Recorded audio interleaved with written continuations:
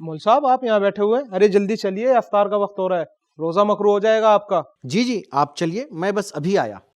अच्छा ठीक। मौलाना साहब मैं तो इफ्तार करके आ चुका, आप महरूम रह गए इफ्तार से। आज की इफ्तारी में बहुत मजा आ गया मौलाना, एक से एक चीज थी, पकौड़ी, चाट, समोसे, शरबत। शरबत के तो आप पूछिए मत, लाजवाब शरबत था मौलाना। बस मुझे आपसे एक सवाल ये पूछना है कि आपके इफ्तार के वक्त में और हमारे इफ्तार के वक्त में फर्क क्यों है? ये जुमला बोलना कुफ्र है। वो खुद कुछ नहीं कर सकते, खालिसतन कुफ्र और शिर्क ये है। बहुत बड़ा गुनाह है और दीन में खुद एक इख्तिरा है। अभी हम फुला के साथ थोड़ा कुछ कर लें, अल्लाह ताला हमें फौरन पकड़ लेता है।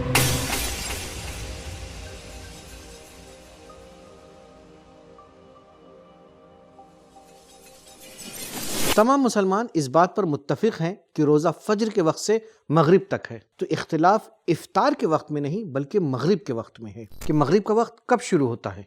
और ये डिफरेंस सिर्फ माह मुबारक रमज़ान में नहीं बल्कि पूरे साल पाया जाता है। फ़िक़्ह अहले सुन्नत का मानना है कि जैसे ही सूरज डूबे फ़ौरन ही रात का वक्त यानी मगरिब का शरई वक्त शुरू हो जाता है। वहीं दूसरी तरफ अहले तशय्यो के नज़दीक सूरज डूबने के बाद मशरिक़ में एक सुर्खी, एक रेडनेस सी ज़ाहिर होती है, उसके ख़त्म हो जाने के बाद रात यानी मगरिब का शरई वक्त शुरू होता है। बिस्मिल्लाहिर्रहमानिर्रहीम। अम्मा यतसाअलून अनिन नबइल अज़ीम अल्लज़ी हुम फ़ीहि मुख्तलिफ़ून कल्ला सयअलमून सुम्मा कल्ला सयअलमून अलम नजअलिल अर्ज़ मिहादा वल जिबाला औतादा व खलक़नाकुम अज़वाजा। मौलाना साहब ये बताइए, कुरान में इफ्तार का क्या वक्त बयान हुआ है? व खलक़नाकुम अज़वाजा व जअलना नौमकुम सुबाता व जअलना अल-लैला लिबासा, बताइए ना। देखें, अल्लाह ताला ने कुरान मजीद में रोज़े के शुरू और ख़त्म होने के वक्त को वाज़े तौर पे बयान फरमाया है। वकुलू वशरबू हत्ता यतबय्यन लकुमुल खैतुल अबयज़ु मिनल खैतिल अस्वदि मिनल फज्र तुम्मा अतिम्मुस सियाम इलल लैल। और उस वक्त तक तुम खा सकते हो जब तक फज्र की सफ़ेदी रात की सियाही से ज़ाहिर ना हो जाए, फिर रोज़ा पूरा करो यहाँ तक कि रात हो जाए। इस आयत के मुताबिक तमाम मुसलमानों का अक़ीदा ये है कि रोज़े का वक्त तुलूए फ़ज्र सादिक़ से रात की इब्तिदा तक है, लेकिन रात के शुरू होने का एग्जैक्ट वक्त कब है, यहीं पे इख्तिलाफ पाया जाता है। आइए जानते हैं इस आयत के ज़िल में शिया मुफस्सिरीन क्या कहते हैं। शिया मुफस्सिर शेख तुसी रहमतुल्लाह अलैह अपनी तफसीर तिबियान में इस आयत के ज़ैल में लिखते हैं कि लैल यानी रात सूरज के गुरूब हो जाने के बाद के वक्त को कहा जाता है, और रात के आ जाने की अलामत यह है कि आसमान में मशरिक़ की जानिब जो सुर्खी नमूदार होती है वो ख़त्म हो जाए और मशरिक़ की तरफ से सियाही ज़ाहिर हो जाए। लेकिन जहाँ पे ज़मीन बराबर हो और कोई पहाड़ वगैरह भी न हो तो वहाँ पे कहते हैं कि रात का इतलाक़ सूरज डूब जाने के बाद ही हो जाएगा। क्यों? क्योंकि अब वहाँ पे हम सूरज को डूबते हुए देख रहे हैं और कोई माने भी नहीं है। इसके अलावा अल्लामा तबरसी अपनी तफसीर मजमुल बयान में इस आयत के ज़ैल में लिखते हैं, और इफ्तार का वक्त रात के आ जाने यानी सूरज के डूब जाने के बाद है, और इसकी अलामत यह है कि सूरज डूब जाने के बाद मशरिक़ की सिमत में जो सुर्खी, जो रेडनेस होती है वो ख़त्म हो जाए और उसकी जगह सियाही ज़ाहिर हो जाए। मौलाना साहब तो फिर ये बताइए, मुफस्सिरीन अहले सुन्नत इस सिलसिले में क्या कहते हैं? अहले सुन्नत के मशहूर मुफस्सिर फ़ख्र राज़ी तफसीर कबीर में लिखते हैं, लोगों के दरमियान इख्तिलाफ है कि रात क्या है। कुछ लोग दिन के आखिर को उसकी इब्तिदा से कंपैरिजन करते हैं और कहते हैं कि जिस तरह दिन की इब्तिदा उसकी अलामत ज़ाहिर होने से यानी सूरज निकलने से होती है, वैसे ही उसकी इंतहा अलामत के चली जाने यानी रोशनी के ख़त्म हो जाने से हो जाती है।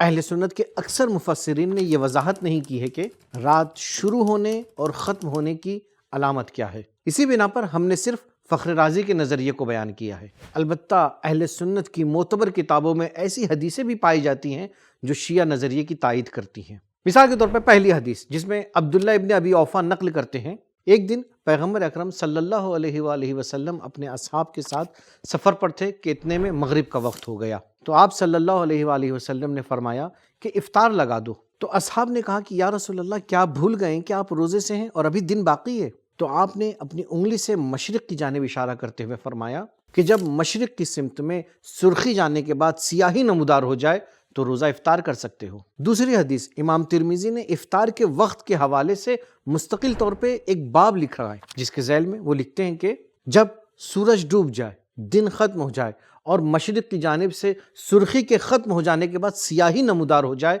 तो तुम्हें रोज़ा इफ्तार कर लेना चाहिए। इसके अलावा भी और भी बहुत सी हदीसें हैं, लेकिन हम यहाँ पे सिर्फ इन्हीं दो हदीसों पे इक्तिफा करते हैं। इसी वजह से फतहुल बारी के मुसन्निफ नववी इस हदीस को नकल करते हैं कि जिसमें 3 अहम पॉइंट हैं। 1, जब मगरिब में सूरज डूब जाए। 2, جب مشرق سے سیاہی نمودار ہو جائے، اور 3 یہ دونوں کام سورج ڈوبنے کے بعد ہو تو انسان افطار کر سکتا ہے۔ اور اگر آپ خلفاء کے عمل کو بھی دیکھیں تو ہماری بات کی تائید ہوتی ہے۔ مثال کے طور پر امام مالک اپنی کتاب میں لکھتے ہیں دوسرے اور تیسرے خلیفہ افطار سے پہلے مغرب کی نماز اس وقت پڑھتے تھے جب وہ رات کی سیاہی کو دیکھ لیتے تھے، اور پھر نماز کے بعد افطار کیا کرتے تھے، اور یہ ماہ مبارک رمضان میں ہوتا تھا۔ تو مولانا صاحب شیعہ فقہا اس بارے میں کیا کہتے ہیں؟